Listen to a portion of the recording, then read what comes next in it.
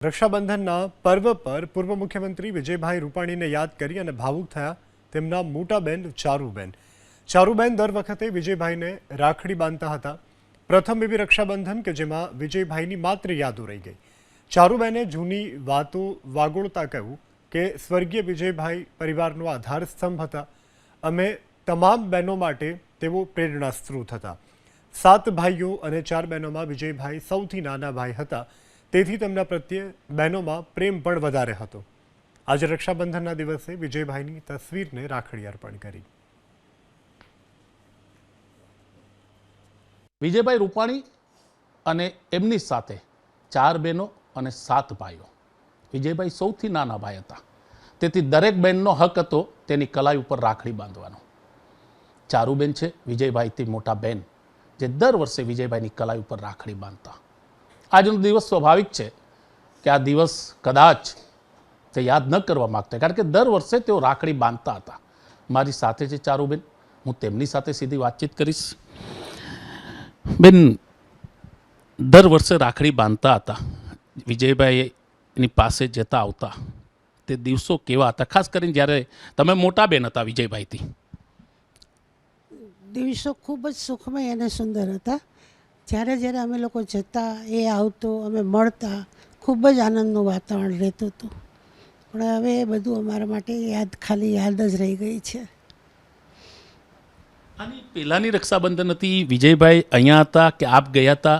શું વાતચીત થઈ હતી? ખાસ કરીને કહેવાય છે કે બેન મોટા હોય હકથી બાંધતા હોય, અને વિજયભાઈ માટે તો તે સમયે આખી ગુજરાતની સલામતીની જવાબદારી હતી. તો કઈ વાતચીત થતી? મતલબ આપણે જે આની પહેલાંના વર્ષે રાખડી બાંધી હતી, શું કહેશો? એટલે લાસ્ટ યર જ્યારે વિજય અહીંયા આવ્યો તો મારે ઘરે હતી રક્ષાબંધન. કોઈ કારણસર ભાભી નહોતા, એટલે વિજયભાઈ મારી ઘરે આવ્યા હતો. અને વાત થઈ હતી વિજયભાઈની માટે. મેં કીધું વિજયને કે તું અહીં આવ, આપણે શાંતિથી બેસીશું અને રક્ષાબંધન કરીશું. મેં રાખડી બાંધી, બધી વાતચીત થઈ અમારા લોકોને. અને દર વખતે તો હું એના લાંબા આયુષ્યની માગણી કરતી હતી પ્રભુ પાસે. પણ આ વખતે મારે પ્રભુને કહેવું પડશે કે એના આત્માને તું શાંતિ આપજે. ચારુબેન, કહેવાય કે જૈન સમાજ છે ને એ કરુણાનો એક સાગર કહેવાય છે. વિજયભાઈ પણ બહુ આધ્યાત્મિક હતા. વિજયભાઈ લોકોની મદદ માટે તત્પર રહેતા હતા. આપની દ્રષ્ટિએ આજે ભાઈની ખોટ કેટલી પડી રહી છે? તમને તો ખરી જ, પરિવારને છે, સમાજને પણ પડી રહી છે. આપની દ્રષ્ટિએ આપ શું માનો છો? એમ કહું તો ચાલે કે ગુજરાત આખાની બહેનોને આજ ભાઈની ખોટ ચાલશે જ. કારણ કે વિજય જ્યારે CM બન્યો ત્યારે પહેલા વર્ષે ગુજરાતની બધી બહેનો, ઘણી બહેનો આવી હતી રાખડી બાંધવા માટે. એ બધા લોકો આજે યાદ કરશે વિજયને કે અમે સાહેબને રાખડી બાંધી હતી એમ. અને અમે તો ખોટ વર્ષો અનુભવવાના છીએ. એટલે બહુ આપને ડિસ્ટર્બ નહીં કરું, 1-2 સવાલ છેલ્લા લઈશ. ભાઈ બહેન વચ્ચેનો સંબંધ છે ને, કહેવાય છે કે રમવાનો હોય, બોલવાનો હોય, ક્યારેક કોઈ ભૂલ થાય તો તેને ખીજાવાનો પણ હક હોય.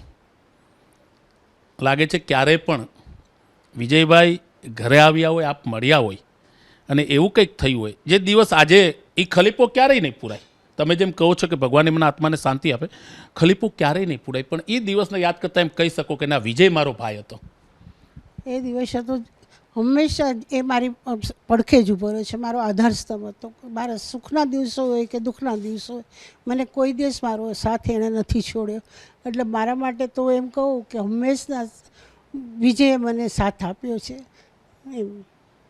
ગુરુ, એક ભાઈ તરીકે, એક ગુરુ તરીકે બી માની શકો છો કે વિજયભાઈ હંમેશા પડખે રહ્યા છે? મારી સાથે હંમેશા પડખે રહ્યો છે વિજય. ગુરુ તરીકે, ભાઈ તરીકે અને નાના ભાઈ તરીકે પણ હંમેશા અમને એણે સાચું માર્ગદર્શન જ આપ્યું છે. આજે વિજયભાઈ તસવીરમાં છે, આપ અહીંયા છો.